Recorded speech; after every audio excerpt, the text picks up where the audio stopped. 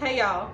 I wanted to share with you 7 steps to the writing process, okay, as I have experienced it. So you may not necessarily be able to Google these in this order, but this is as I have experienced it, and it's also how I teach and guide my students, okay? 7 steps to the writing process. This is for nonfiction. This is also for fiction, all right? So the first step is not writing at all. It's not to just write. And I used to think that, you know what I'm saying? But it's to get organized. That's truly what I believe. Organize your thoughts. I create a framework for my books. I give them to my students. Some people swear by free writing. I love it. You know, when I'm journaling or anything like that, of course, that's free writing, you know. But when it gets to the point where you know that you're going to be creating a product and you have a deadline for that, which I'm going to talk about in just a second, you need to get organized, okay? So you need a framework. That's the first thing. Get organized. And you want to pull documents from all of those sources where you kept them. If you have them in a Google Docs and you have them in journals, you have things in on sticky notes, you have things on loose leaf paper. You want to get all of that stuff together, right? And you want to get organized, and you want to get it all in one place in front of you. Second, you want to plan your book. And that goes back to that framework. You want to take all of that stuff that you pulled out and you want to give it a home. You want to give each thing a place to go. And I do that with the framework.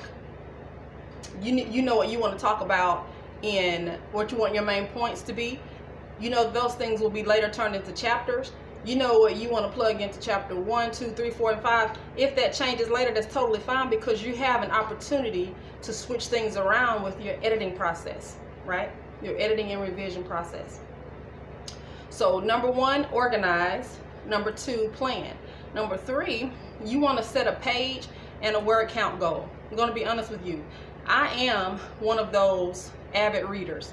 There are a lot of people who are avid readers, but most who are going to read books from first-time authors are not pulling for 250 to 300 page books. All right, so set a page goal. Set your first book around 100 pages. Set it around 50. I would say 50 to 100 pages is pretty decent for your first book. You know what I'm saying? I typically work with first-time authors, okay? So I tell them, set it around there, plug everything into your framework, and work with that. You know what I'm saying? You don't have to write a book that's 250 pages to 300 pages in order for it to be substantial. So you want to set a page and a word count goal. Then you also want to set, number 4 is to set a deadline.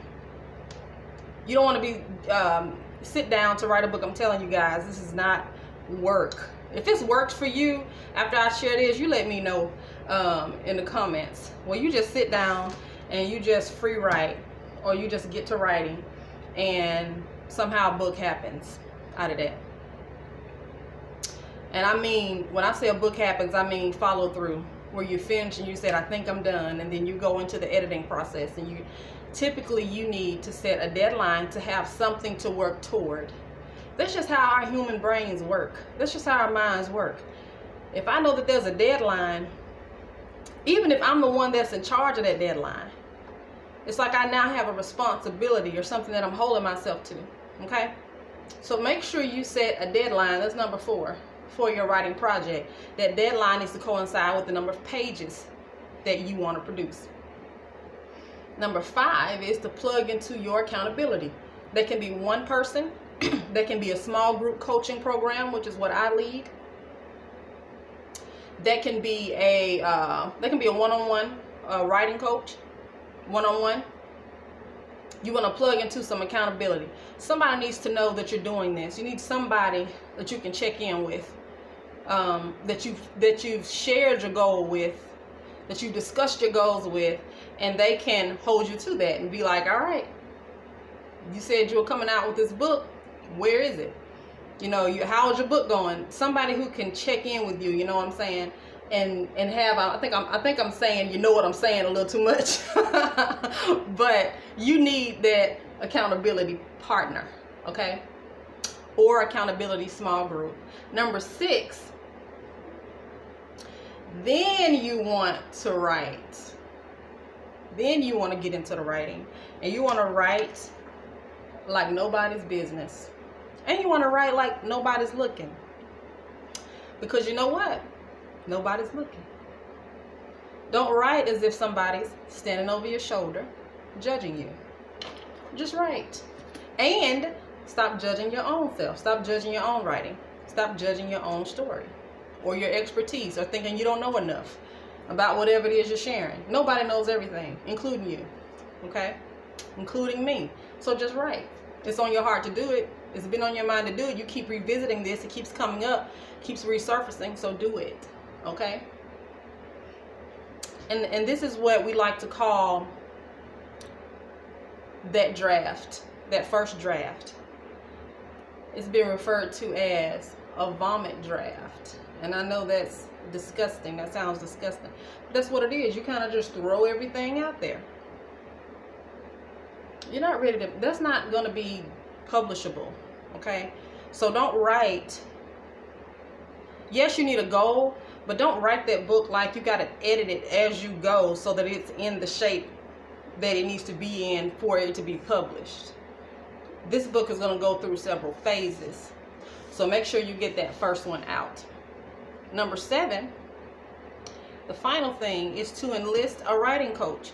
Enlist somebody to help you go through your storytelling process. And then that person will also help you to clear up the draft. Okay? Many authors come to me with that. They say, I don't know where to start. And what they mean is, I don't even really know how to tell my story. I know what's happened in my life. I know some of these things. I'm not sure what I want to include.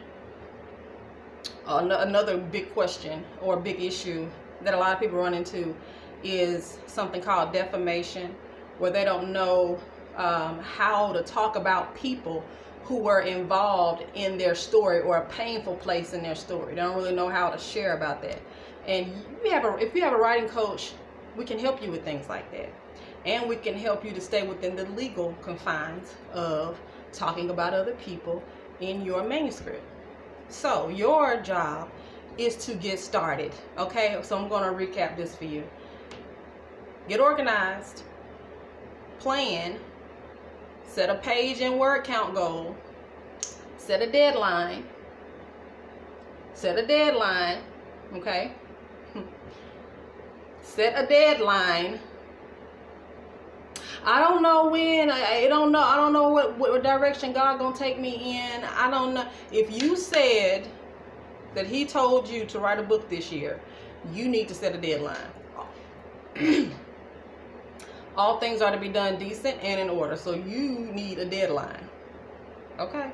Number 5, plug into your accountability, whether that's one person or a small group. Okay, plug into your accountability.